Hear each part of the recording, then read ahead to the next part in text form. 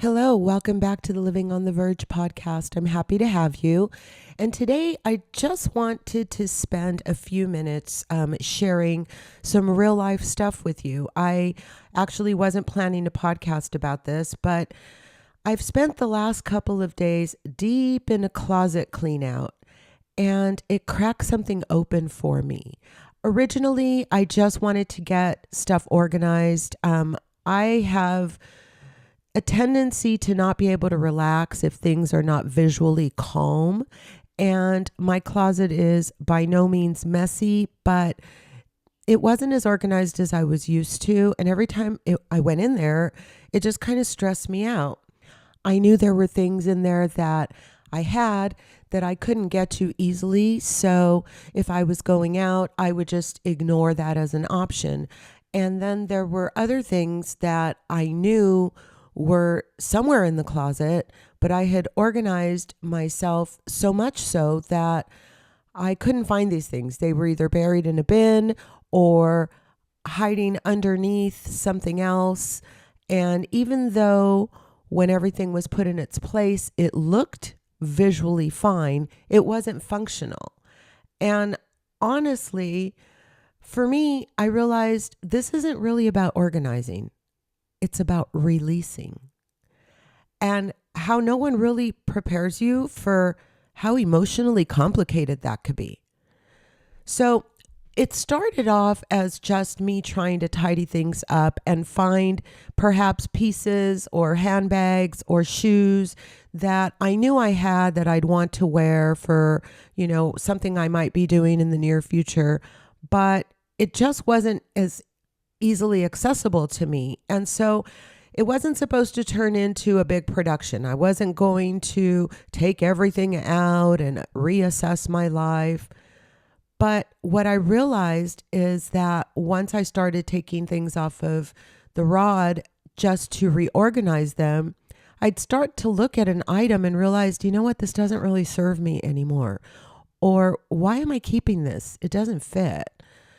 So it became more emotional. At one point, I decided, okay, this isn't going to be a one day, let's just shuffle things around and reorganize. This has now become a 2 day, we are going to revamp and clean out the closet. And it took me a moment to be okay with that because I'm in a season where I really want things tied up in a neat package. And the idea of having to go to bed without the project being finished was kind of rubbing me the wrong way. And so because I now realized that I was knee deep in something I wasn't going to finish in one day, I was kind of annoyed and a little disappointed, but I pressed on nonetheless. And I realized it started to become incredibly emotional for me. I would look at something and I would say, do I really want to keep this? Yes, I do. Or no, I don't. But then I'd go on to the next thing and I'd realize that I was still kind of lingering on the decision I had just made. I'll tell you what I felt throughout this process. I felt tired. I had feelings of, I'm just overwhelmed and overstimulated. What the hell did I get myself into? What am I doing?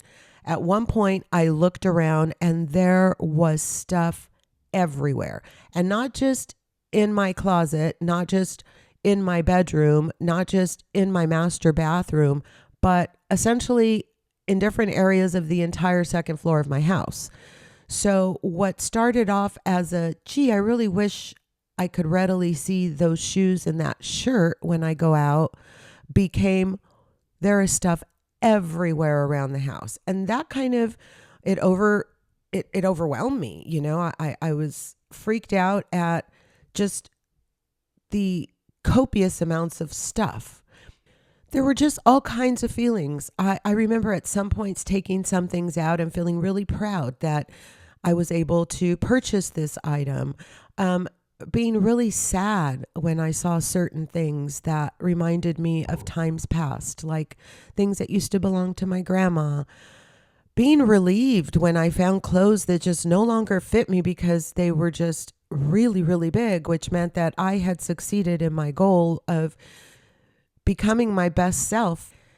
And I'm still working on it, obviously, but there was definitely proof of success. And that always catapults us forward, right?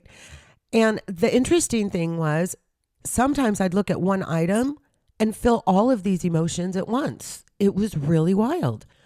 And to be truthful, that contradiction in and of itself is the entire point of this episode. And it's what made me realize that there might be others out there who are experiencing some of these same emotions. And so I want to give you permission to feel how you feel about what you're going through. And what I really want to do right now is talk about not letting go, but what it is that we really are letting go when we're letting go. What are we letting go of? Well, for me, this stuff represents Virginia, right? It represents who I am. It is this version of me. So when I pull out all of the old jerseys and all of the old jeans and the baseball caps that I used to wear weekly to watch my son's games, well, that represents mom Virginia, right? The part of me that had something to do, that was really busy, that had a lot of importance and responsibility in her life on a daily basis. And then there were, those aspirational items that I came across.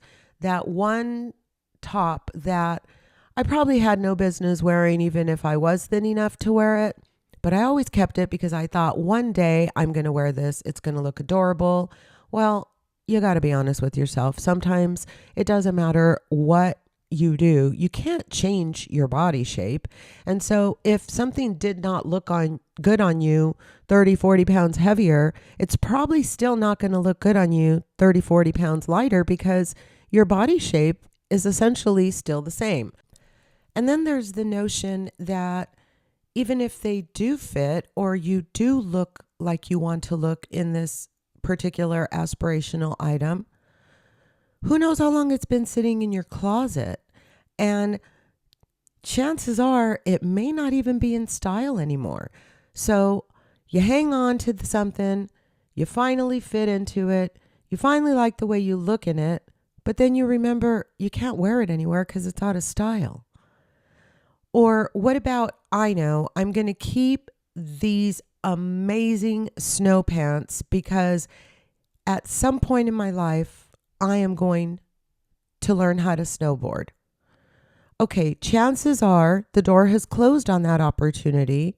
If you have never done it before, you have no plans to do it, it does not align with your lifestyle, and really you're just keeping the pants for a version of yourself that may or may never come to fruition. And then the category that got me the most, the emotional items. This one reminds me of my grandmother, or my son gave this to me. It was the first gift he ever bought me with his own money. Okay, guys, my kids are nearing 40, so it may be time to let go of those items that they bought me with their first paychecks. Because, by the way, my kids have been working since their teens. So that means these items are going on 25 years old in some cases. What are we keeping them for? Okay, funny side story. I do have one thing that my son bought me. I'll never forget how proud he was to be able to buy this gift with his own money. He bought it at the mall. It was crazy expensive. And I think as I'm saying this, I may have even mentioned this on the podcast before. But the reason I do is because I literally still use this item to this day. It is this belt that contains rice and rosemary and other herbs in it. And it has Velcro around it. And it's in my favorite color, purple. And you put it in the microwave and it is amazing. It is an amazing source of heat. I have other heating pads, but I always go back to this one. And this one was bought probably 25 years ago, maybe 22 years ago. So The funny part is there are some items that have emotional attachments, at least in my case, that I'm still putting to good use. So that's kind of funny. But anyway, I digress. The point is these emotional items most of the time are not serving any purpose in your life. But when you see them, they trigger a certain emotion. And I remember hearing this some years back with things that were like really out of use. You know, the items that you really just never are going to use again.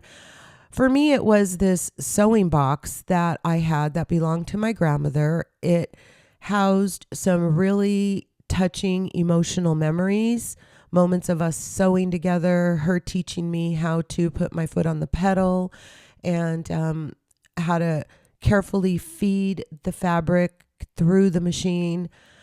And in this pink box housed all of these old threads and mismatched needles and zippers that probably were rusted over. And the box itself was made of plastic and the lid had a crack in it. And it really wasn't functional. But I loved this thing. And every time I looked at it, I got that warm feeling and I had that memory. And someone told me, just take a picture of it. And when you want that memory, just look at the picture.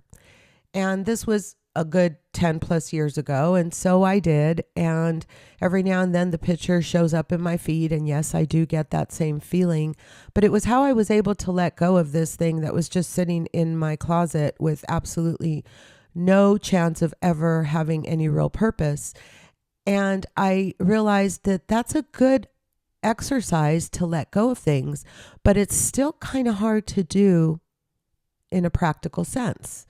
And so you still have, you know, the first jacket your husband ever bought you when you were dating, or, you know, your varsity jacket from high school or whatever. The point is the emotion that is tied to these items is more important than the item itself. So how do you overcome that? Still able to identify with the emotion without bringing all of your emotional baggage with you throughout the course of your life.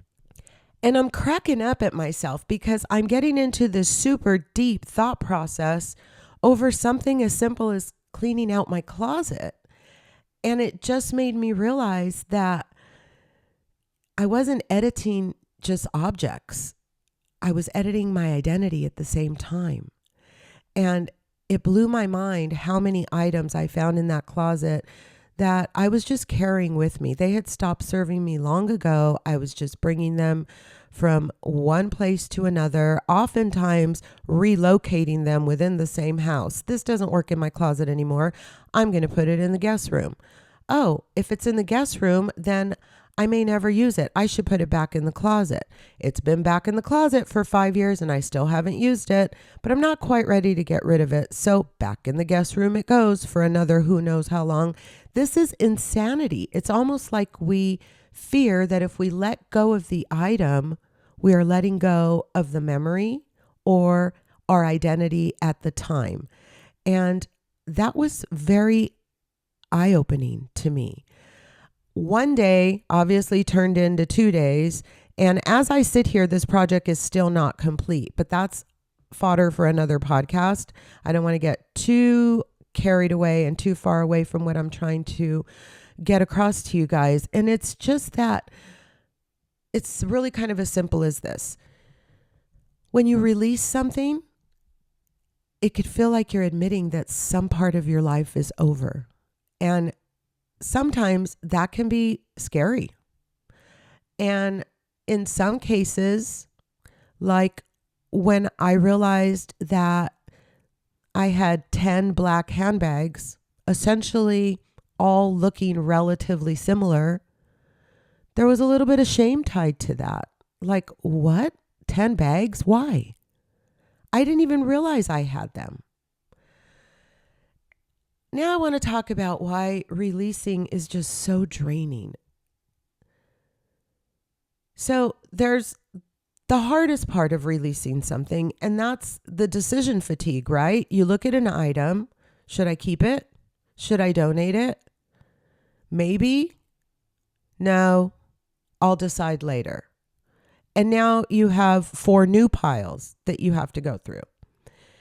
And it's, for me, the hardest part, because at the end of day 1, I looked around and I felt this complete sense of overwhelm. Just, there are piles everywhere. I really don't know how this is all going to equal a more pleasing and functional closet for me. I'm not feeling amazing about myself because I thought I'd get this done in one day, and clearly there is so much stuff that it's going to take 2, maybe 3 days. And I told you guys I don't do well with visual noise, so the notion of sitting there trying to watch Housewives or TLC or anything for that matter, as I had to stare through the piles that were sitting on top of the dresser, it was so unsettling. And I didn't like it. And, it made me realize it's not just because this clutter is visual. Yeah, it bugs you. You like to see a neat and tidy and orderly space when you're relaxing.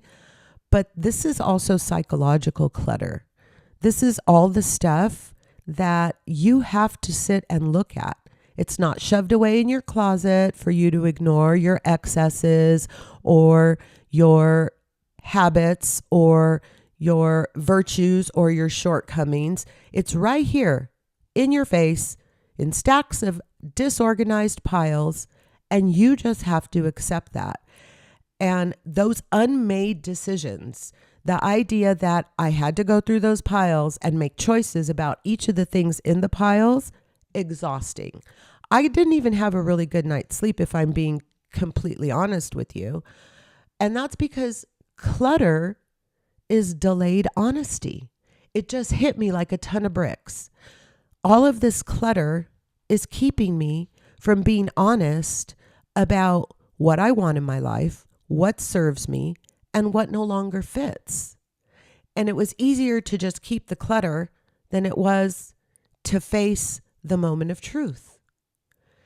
And I got through yesterday, as I started to get through about halfway through the day, I started to see some real progress, and I started to have this idea that, wow, my closet's going to look great. So part of it is very boutique-ish with the handbags on display, and then part of it is very functional with here's where I go to for my everyday items, and then the other side of it is the warehouse, if you will. So like this is where I keep all the back stock, and it's still here, but this isn't my go-to looking spot every morning when I come to pick out my outfit. You guys, it started to become functional. It started to make sense.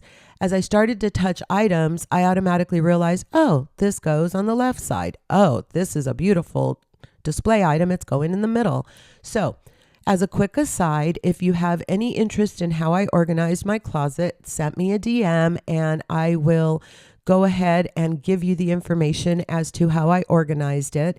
And just a real quick note here, I recently was asked for some recipes that I posted on my Instagram over the last couple of weeks. And so I started a Substack for you guys to have access to that information. It's Living on the Verge podcast at Substack. And so if you're interested, go take a look. I'd appreciate any support that you guys want to give me. There'll be fun stuff there from time to time.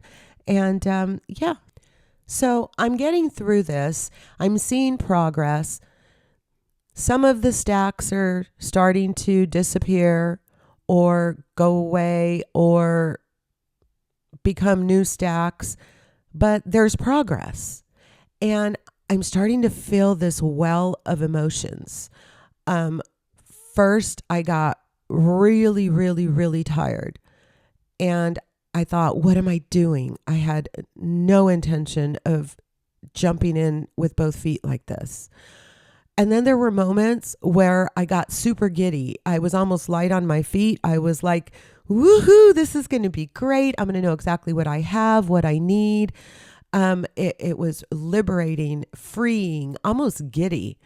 And then there were moments of sadness, whether it be because of things I was letting go or because of habits and behaviors I was realizing. And it makes sense to me why people quit halfway when they're feeling bad about something. It's perfectly normal. I mean, who wants to feel all of those emotions when you think you're just doing housework or chores, or you think you're doing something fun so you could go on a shopping spree? It makes perfect sense to me. And this is why by the time I got done, I was so looking forward to putting my feet up, having a nice cocktail, and watching something mindless, which for me was The Real Housewives of Salt Lake City Reunion Part 1. And we'll talk a little bit about that in a future podcast. So we've talked about the fear, we've talked about the emotions, but it's also incredibly exhilarating. I remember thinking at one point yesterday, I was just about done, and I remember thinking, I'm just exhausted, but I'm also so exhilarated. I have so much energy flowing through my blood just because I have momentum. And that quiet that comes after the decision is made is really exhilarating, for lack of a better word. I mean, I remember picking up a pair of jeans, and they are among my favorite pairs of jeans. I wear them often, and my husband always laughs and says, "Hey, your jeans have holes in them. You should probably buy a new pair, LOL." And it dawned on me that I was not letting go of those jeans because they were comfortable. Not because they were in style anymore, and not even because they looked good on me. And the feeling of exhilaration I felt when I put them in that release bag it was really fun. And I want to spend a minute on that word, release. I wasn't throwing things away. I was releasing them from my world because they no longer served me. So the feeling of walking into that space at the end of the afternoon. Now, I knew I still have a whole other room with piles of things that need to be sorted because they're seasonal or they're emotional, and I just couldn't release them at the moment. But instead of feeling chaos, I felt calm. Instead of feeling confusion, I felt a sense of completion.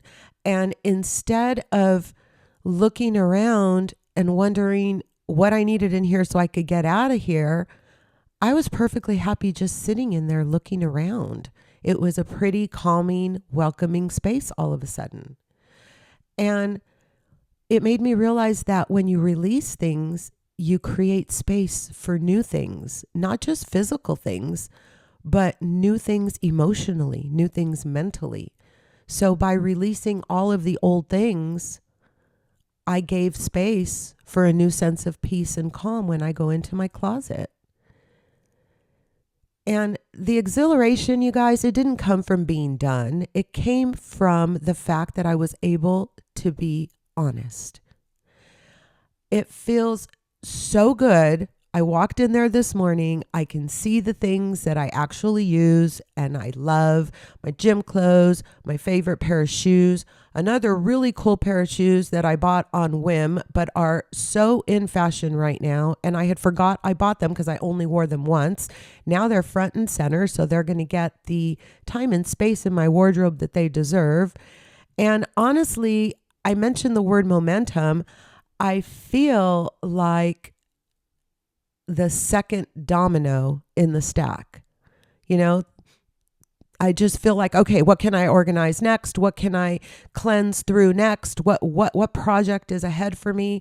And let's be honest, this is my personality. I have a tendency to go all in anyway, but the truth of the matter is good habits build upon good habits. And now that I have seen the clarity of the decision, I felt all of the aches and pains going through the exercise, and I have the reward of clarity and quiet and calm and relief at the other end. Well, it wants me to catapult into whatever next project is going to give me that feeling, right? So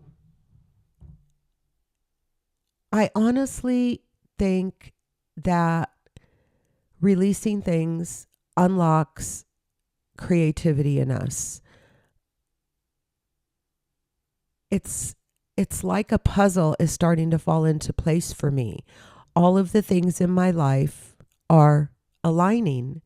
And it reminds me why alignment is such a really good word for me this year, because honestly, like a puzzle, bringing this piece into the mix is really leading me to a place of completion. And maybe not completion. How about contentment? Yeah, I like that. So how could this exercise with my closet serve me in real life, in daily life, and in other areas of my life? And it got me to thinking about that as I was sitting there looking at the pretty closet, enjoying my cocktails. I realized in some ways I've already done this, but it is a reminder that I can use this same formula in other areas in my life, in my daily habits, in the routines that I want to implement or that I'm already implementing. I can reward myself by knowing that this is the feeling that I get. In expectations that I have of other people, like if it's messy, if it's crowded, if it doesn't serve me anymore, if I walk away feeling confused and unhappy, it needs to be released, man. And that makes perfect sense, right? Because when you enter a stage in life that you have clarity, then things just start to click. And I realized that I have been entertaining versions of myself that really no longer fit. And that is why last year was so eye-opening and so freeing, because I was finally able to release those things that no longer served me. And sometimes a closet is just a really safe place to practice letting go before we do it in bigger areas of our life. I don't really have a takeaway today, just an observation. Releasing things didn't feel clean. It didn't feel triumphant in the moment. It felt quiet, heavy, relieving, all at once. And maybe alignment isn't about things clicking into place. Maybe it's about subtracting, about noticing what feels heavy and having the courage to stop carrying it around, even when you don't know what comes next if you release it. Wow, that is powerful stuff. Honestly, who would have thunk cleaning out my closet could lead to such insightful discoveries? Go clean your closet. Who knows what you'll find out. I'm going to go finish my project, and then I'm going to go have lunch with my son today. I'll be back tomorrow with another episode. But until then, I truly appreciate your time, and I'll be here living on the verge.